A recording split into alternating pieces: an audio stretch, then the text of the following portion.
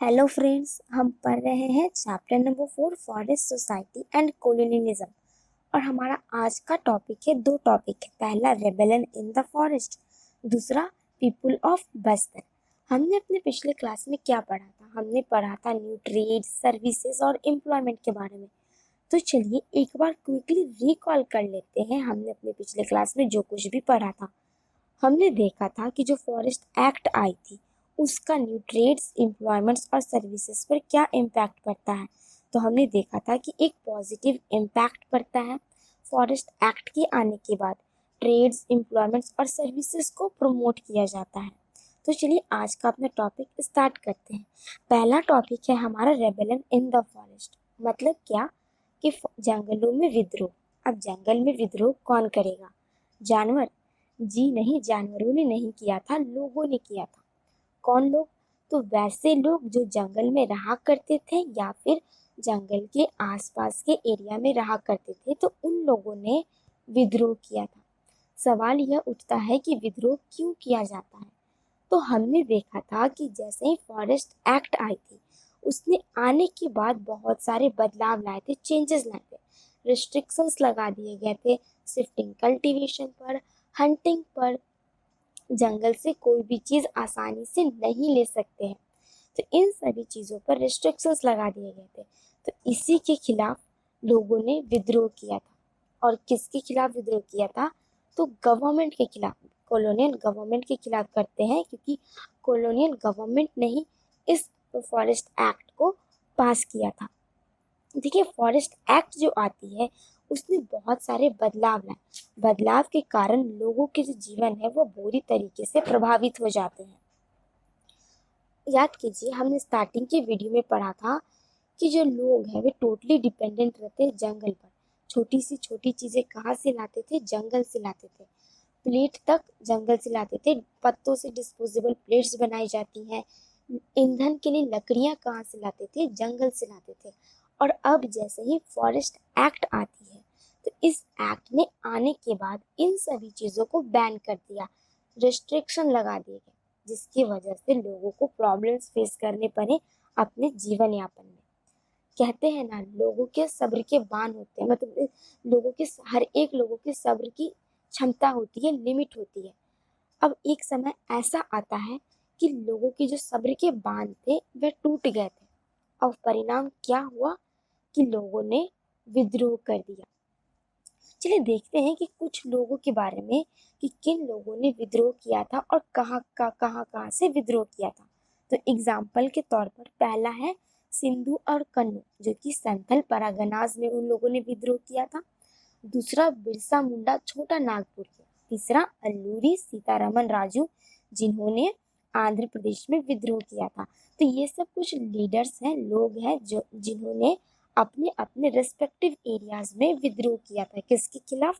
Forest act के खिलाफ किया था, क्लस्टर कॉलोनियल गवर्नमेंट के खिलाफ किया था। देखिए, वर्ड है यहाँ पर परागनास। तो ये परागनास का मतलब क्या होता है? मतलब होता है ग्रुप ऑफ विलेजेस, यानी गांवों का समूह कहा जाता है। तो ये जो रेबेलियन इन द फॉरेस्ट है इसे हम दो कंटेक्स्ट में पढ़ने वाले हैं। पहला है नेशनल लेवल पर पढ़ेंगे, दूसरा इंटरनेशनल लेवल पर। तो जो हम नेशनल लेवल पर पढ़ने वाले हैं वह है पीपुल ऑफ बस्तर के बारे में पढ़ेंगे। और इंटरनेशनल लेवल पर जो पढ़ना है वो पढ़ेंगे इंडोनेशिया के जावा के बारे में, कि वहाँ पर लोगों ने किस तरीके से रिवॉल्ट किया था। तो चलिए अपना टॉपिक स्टार्ट करते हैं, पीपुल ऑफ बस्तर।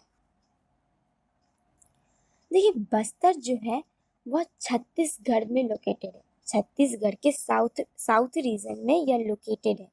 और यह अपना बॉर्डर जो है वह आंध्र प्रदेश, उड़ीसा और महाराष्ट्र से शेयर करता है। बात करें इसके फिजिकल स्ट्रक्चर की, तो इसका सेंट्रल पार्ट जो है वह एक प्लेट्यू पर स्थित है। नॉर्थ साइड में छत्तीसगढ़ प्लेन है, साउथ साइड में गोदावरी प्लेन है, और ईस्ट से वेस्ट बहते हुए एक नदी जाती है जिसका नाम है इंद्रावती। तो ये इम्पोर्टेंट है, याद रखना है कि कहाँ इसका लोकेशन है, बॉर्डर्स किसके साथ शेयर करता है, कौन सी नदी बहती है, नॉर्थ और साउथ साइड में क्या है, सेंट्रल पार्ट क्या है इसका। तो सेंट्रल पार्ट जो है वह एक प्लेट्यू है। प्लेट्यू का मतलब क्या? हिंदी में बोले तो पठार, मतलब कि ऊंचाई जगह पर स्थित समतल जमीन, फ्लैट लैंड, जिसे हम प्लेट्यू कहते हैं। तो जो हमारा बस्तर है वो उसका सेंट्रल पार्ट जो है वो प्लेट्यू पर है। यह तो हो गया बस्तर की लोकेशन और फिजिकल स्ट्रक्चर के बारे में। अब चलिए बस्तर के हिस्ट्री के बारे में जान लेते हैं। 1947 में बस्तर किंगडम को कंकड़ किंगडम के साथ मर्ज कर दिया गया था, मिला दिया गया था, और मिलाने के बाद एक बस्तर डिस्ट्रिक्ट का निर्माण किया जाता है मध्य प्रदेश में।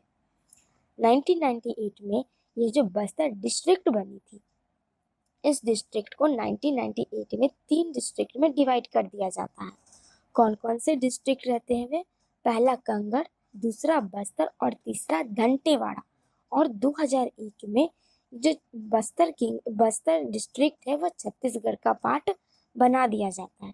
तो ये सारी चीज़ें इम्पॉर्टेंट है, याद रखिएगा कि 1947 में क्या हुई थी, कब बस्तर डिस्ट्रिक्ट का फॉर्मेशन किया जाता है, कब बस्तर डिस्ट्रिक्ट को डिवाइड किया जाता है, बस्तर डिस्ट्रिक्ट जो है छत्तीसगढ़ का पार्ट कब बनता है। तो ये सारी चीज़ें इम्पॉर्टेंट है, याद रखिएगा। ये तो हो गया बस्तर की हिस्ट्री के बारे में। अब देखते हैं कि वहाँ की कम्युनिटीज़। देखिए अलग अलग कम्युनिटीज़ के लोग रहा करते थे बस्तर में। तो कौन कौन से कम्युनिटीज़ हो गए? पहला है मारिया एंड मूरिया गोंड्स, दूसरा धुरवाज हो गए, तीसरा बतराज और हलबाज। ये सारे क्या है? कम्युनिटीज़ ऑफ पीपल्स है जो कि बस्तर में मेनली रहा करते थे। भले ही कम्युनिटीज़ अलग अलग हो, मगर उनके जो कस्टम्स हुआ करते थे, बिलीव्स हुआ करते थे, सबके एक रहा करते थे, सेम थे। लैंग्वेजेस भी अलग हुआ करती थी। तो जो कम्युनिटीज थे उनमें क्या कॉमन था? कॉमन यह था कि उनका कस्टम्स और बिलीव्स एक जैसा है, लैंग्वेजेस भाषाएं जो है वे अलग अलग बोली जाती थी।